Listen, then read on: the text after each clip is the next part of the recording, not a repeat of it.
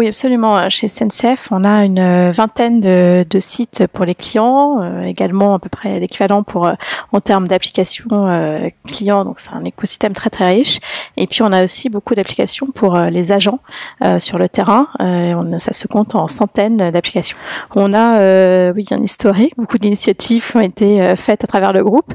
Et donc là, on travaille avec les agents sur tout cet historique, qui nous donne une base très riche pour identifier tous les éléments, notamment en termes du UX, donc d'expérience utilisateur, les éléments communs à construire et pour construire un socle design pour faciliter l'adoption de nos applications, en particulier auprès des agents sur le terrain qui vont être dans des situations pas toujours évidentes en termes de manipulation, parce qu'ils vont être sur la réparation de RAM, dans des zones de connectivité limitée, ils vont être à bord des trains, face aux clients, mais qui vont devoir avoir une information très rapidement.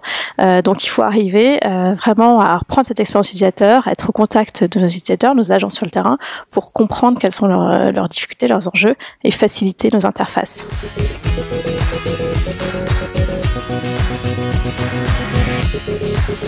Alors, on travaille évidemment en amont avec nos utilisateurs, on travaille sur le terrain, on teste au fur et à mesure, et puis on lance aussi des versions bêta sur lesquelles on va redonner la parole aux utilisateurs. Donc, on a à la fois un store d'applications en interne sur lequel on va suivre tous les commentaires, et puis on a aussi tous les différents modules pour récolter le feedback d'utilisateur, et c'est vraiment au cœur de nos préoccupations. On s'inspire de toutes les bonnes pratiques côté B2C pour les reproduire aussi sur nos applications métiers.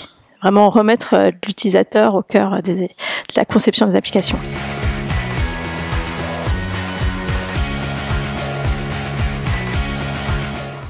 On a beaucoup de choses, effectivement. On le voit très bien d'ailleurs sur les projets.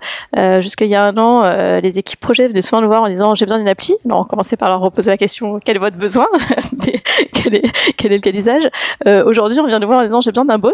Donc effectivement, on sent bien que c'est une tendance. Il y a un vrai potentiel clairement sur les bots. On a déjà pas mal d'expérimentation sur la partie relation client, et là on a plus de sujets aussi en réflexion sur nos applications, enfin sur des usages en interne. En fait, on va avoir une complémentarité des usages.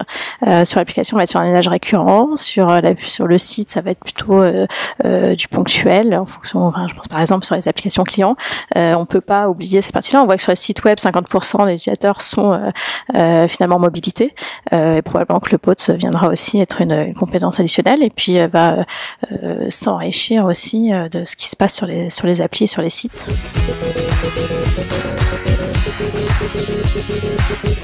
Alors Simone,